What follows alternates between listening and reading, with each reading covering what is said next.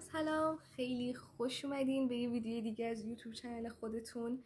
امیدوارم که حالتون خیلی خیلی خوب باشه. امروز میخوام در رابطه با تنهایی صحبت کنم. قبل از هر چیزی میخوام ازتون بپرسم که برای شما پیش اومده که مثلا توی یه جمعی باشید، یه جای شلوغ، یا نه چند نفر نشستید ولی حس میکنید که انگار یه فاصله ای هست.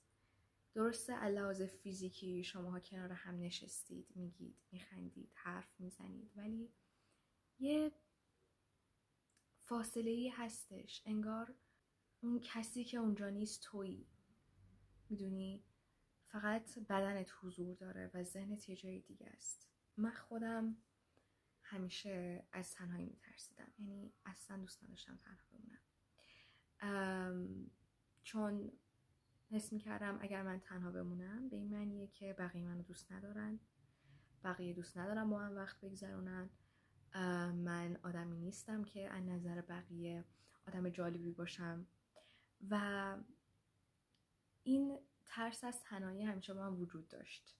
اما از یه جایی به بعد من دیدم که فقط برای اینکه این تنهایی رو پرش کنم دارم یه سری افرادی که اصلا به درد زندگی من نمیخورن، اصلا لحاظ ذهنی من یه چیز میگم اون یه چیز دیگه میگه، این افراد دارم وارد زندگی میکنم. چرا؟ چون فقط دوست داشتم یه چند نفر کنارم باشن، دوست داشتم که همیشه دور و برم شلوغ باشه.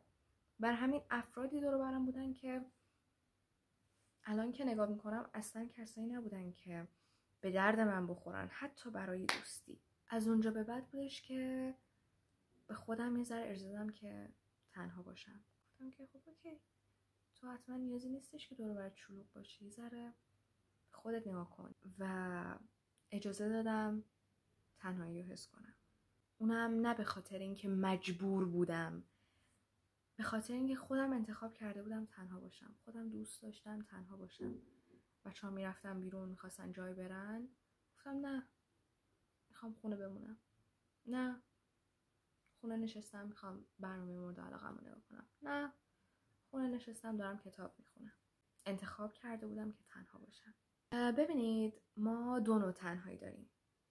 یه نوعش اونیه که زندگی یهو تو رو وسطش پرت میکنه، موقعی که تو بدون اینکه هیچ آمادگی داشته باشی و روابطت با دوستات قطع میشن، یهو چه میدونم از یه محله‌ای که سالها توی زندگی میکردید خونتون رو عوض میکنید و میرید توی محله جدید، تنها میشی. یا نه، مهاجرت میکنی، تنها شدی. اون موقع است که اون تنهایی سنگینه، سخته، اذیت کننده است، مثل یه بختک انگار رو جونت افتاده و هی داره انرژی تو از تو میگیره این تنها بودنه.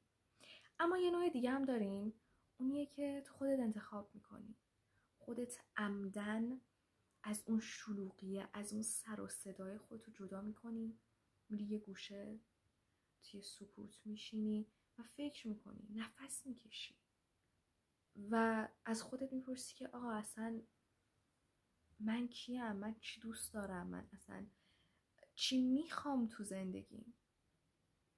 و اون موقع است که تنهایی از دشمن تو تبدیل به یه جای امن میشه برات.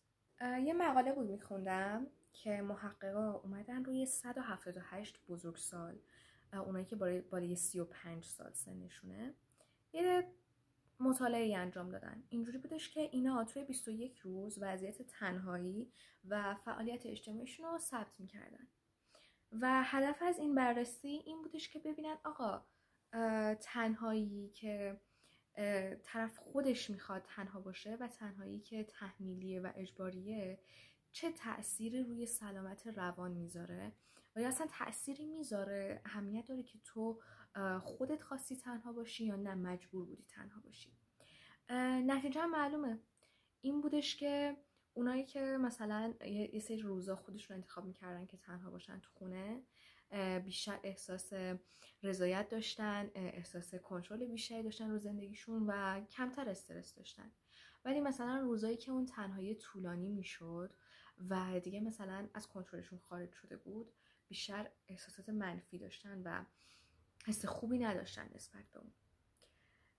چیزی که مشخصه اینه که ما نمیتونیم یه نسخه همگانی بپیچیم که بگیم که آره این میزان تنهایی خوبه و این میزان بده. یعنی چیزی نیستش که من به همه بگم که، یا اصلا هر کسی به بقیه بگه که آره تو اگه انقدر تنها بمونی اشکال نداره، ولی اگه انقدر تنها بمونی چرا اشکال داره.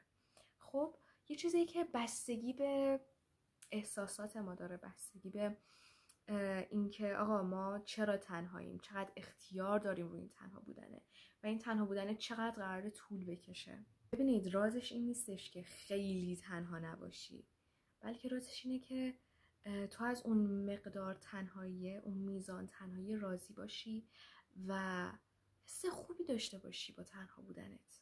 روانشناسا میگن کسایی که یه بخشی از زمانشون رو تنها سپری میکنن، یعنی به انتخاب خودشون تنها سپری میکنن، سطح خلاقیت، تصمیم گیری و آرامششون کلا بیشتره، چون بالاخره فرصت اینو دارن که یه مدتی رو بدون تداخل با بقیه، بدون اینکه صدای بقیه رو بشنون، خودشون رو خودشون کار کنن، فکر کنن و بشنون که چی میخوان. یه بار بابام برام تعریف میکرد، میگفتش که بیل گیتس که انقدر مثلا توی تکنولوژی و کار و اینا خیلی آدم خفنیه، سالی 2 بار میره توی یه سری کابین توی جنگلا، مثلا برای یه هفته اینا میمونه، دور از تکنولوژی، دور از اینترنت، فقط خودش تنها اونجا میمونه تا به خودش زمان بده، فکر کنه.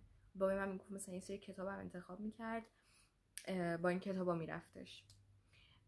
چیزی که میخوام بگم اینه که حتی بیل گیتس میدونه که تنها بودن چقدر میتونه روی ذهن ما و تفکر ما تأثیر بذاره. حالا لازم نیست شما 1 هفته برید دور بشید، حتی 1-2 ساعت توی روز دور از اینترنت، دور از اینستاگرام، دور از فضای مجازی اینا باشید، مطمئن باشید تأثیرش رو میبینی.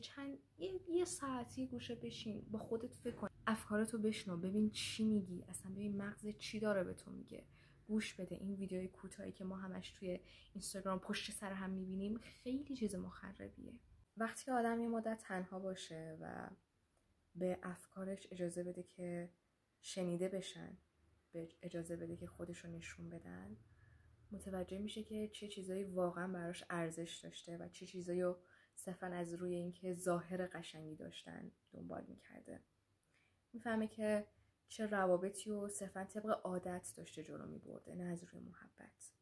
میفهمه که آقا چه چیزایی رو داشته ولی نمیدیده.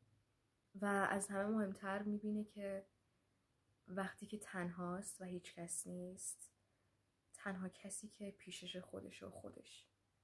و میدونی آدم به یه استقلال احساسی میرسه که کم کم بزرگت میکنه، قویت میکنه و آرومت میکنه. ببینید تنهایی همیشه نشونه ضعف نیست. چیزی که من فکر میکردم اگه تنها باشم یعنی آدم جالبی نیستم، یعنی کسی نیستم که بقیه دوستش دارن، ولی اینجوری نیست. تنهایی تو میتونه یه نقطه شروع باشه، یه نقطه شروع برای ساختن این نسخه جدید از خودت. چون وقتی که تو تنهایی با خودت آشنا میشی. یه جا خیلی جالب خونده بودم، میگفتش که تنهایی مثل یه آینه میمونه، چون کسی که تو هستی رو بهت نشون میده و کسی که میتونی باشی هم بهت نشون میده. وقتی که تو اینا رو میبینی، راه تو کم کم پیدا میکنی، میبینی که آقا من باید چی کار کنم، میبینی که آقا من همچین شخصیتایی رو دارم و میتونم بهترشون کنم، میتونم به جای خیلی بهتری برسم.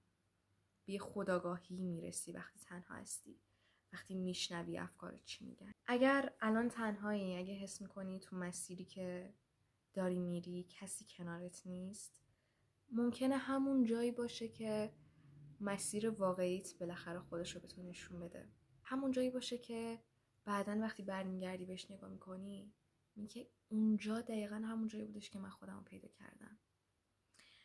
و باور کن که این سکوت تنهاییه همون صدایی که تو لازمه بشنوی تا کم کم خودتو پیدا کنی. Find your glow. تو ویدیو بعدی میبینمتون.